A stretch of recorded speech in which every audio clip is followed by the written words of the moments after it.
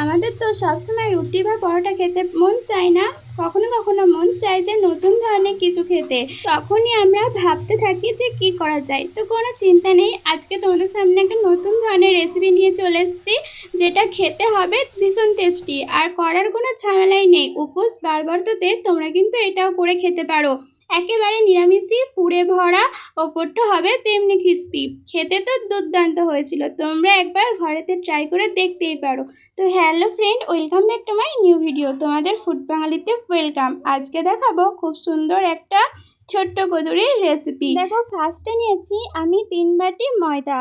আমার পরিমাণ অনুযায়ী তো আমি 3 বাটি ময়দা নিয়েছি। এরপর দিচ্ছি কালো জিরে।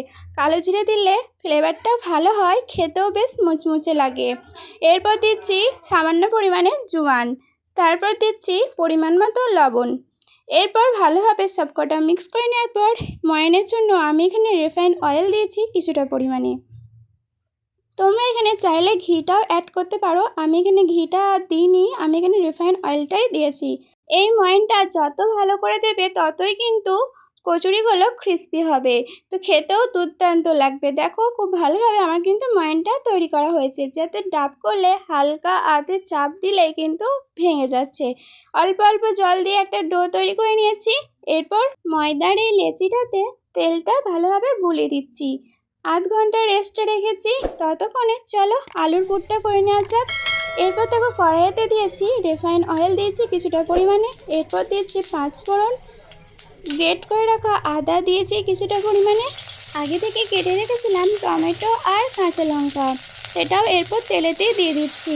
কিছুক্ষণ কষিয়ে নিতে হবে এই মশলাটা। ওপরে কিছু মশলা দিতে হবে, জিরে গুঁড়ো দিচ্ছি, ধনে গুঁড়ো, হলুদ গুঁড়ো, ব্যাস এই কটাই মশলা লাগবে। আর পরিমাণ মতো নুনটা দিতে হবে, তাহলে কিন্তু মশলাটা ভালোভাবে কষতে হবে। যখনই কষা হয়ে যাবে অল্প একটু জল দিয়ে কড়াইতে দিয়ে দিতে হবে। এই মশলাটা ভালোভাবে আর একটু কষে নিলাম। এরপর আগে থেকে ছোট ছোট পিস করে রেখে আলুগুলো আর গাজরটা সিদ্ধ করে নিয়েছিলাম, সেটা কিন্তু দিয়ে দিচ্ছি। আলুগুলো এভাবেই কাটবে, তাহলে দেখতেও ভালো লাগবে আর তাড়াতাড়ি সিদ্ধটাও হয়ে যাবে। পরিমাণ মতো অল্প একটু চিনি অ্যাড করেছি, তাতে টেস্টটা খুব ভালো আসবে। দেখো, আমার কিন্তু রেডি হয়ে গেছে আলুর পুরটা। এদিকে ময়দাটাও ভীষণ সফট হয়ে গেছে, হাত দিলেই হাত একেবারে ঢুকে যাচ্ছে। দেখো, এরপর ছোটো ছোটো করে লেচি কেটে নিচ্ছি। তোমরা যেরকম সাইজ রাখবে সেরকম সাইজেই লেচি কেটে নেবে। আমার 4 থেকে 5টা লেচি কাটা হয়ে গেছে। এরপর দেখো কিভাবে পুরটা ঢোকাবে তোমরা। এভাবে চারি সাইডটা গোল মতন করে নেবে, একটু গাবের মতন করে দিয়ে একেবারে পুরো ঠাসা ঠাসা পুর ভরবে।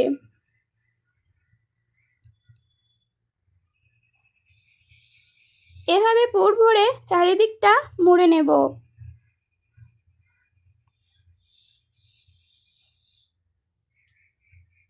এইভাবে চারিদিকটা মুড়ে নিলেই কিন্তু রেডি হয়ে যাবে আমাদের একটা ছোট্ট কচুরি।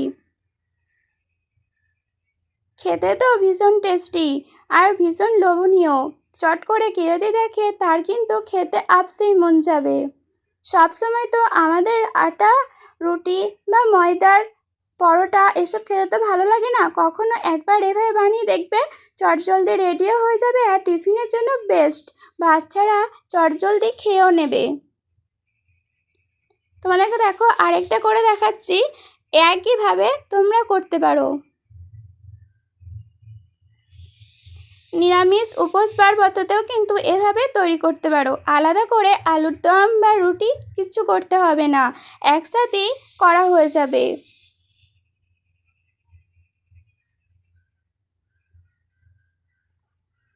দেখো, আমার কিন্তু সবকটা রেডি হয়ে গেছে। এরপর আগে থেকেই লো ফ্লেমে তেলটা কিন্তু গরম করতে দিয়েছিলাম।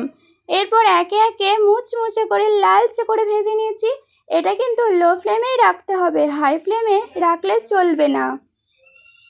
আমার কিন্তু সবকটা ভাজা কমপ্লিট হয়ে গেছে। আর কতটা গুমো হয়ে ফুলেছে বুঝতেই পারছো যে কতটা গুমো হয়ে ফুলেছে।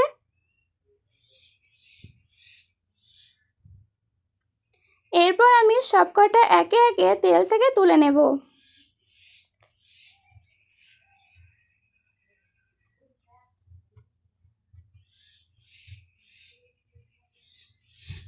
ঠান্ডা হওয়ার পরও দেখো একই রকম ফোলা ভাবটা আছে, একটুও কিন্তু কমে যায়নি। ভীষণ মুচমুচে হয়েছিল, খুব টেস্টি হয়েছিল। আমার বাড়িতে তো সবাই খুব পছন্দ করেছিল, আর এটাও বলেছিল যে আরেকদিন কিন্তু করতে হবে, এতটাই টেস্টি হয়েছিল। আগেকার দোকানে যে লম্বু পাওয়া যায় না, সেরকম টাইপের খেতে লাগছিল, এতটাই টেস্টি। তো বন্ধুরা, তোমাদের ভিডিওটা কেমন লাগলো অবশ্যই জানিও। ভালো লাগলে লাইক, কমেন্ট, শেয়ার, সাবস্ক্রাইব করে আমার পাশে থাকবে। নতুন কোনো বন্ধু ভিডিও দেখলে আমার পাশে থেকো। আজকেকার মতন টাটা, সবাই অনেক অনেক ভালো থেকো।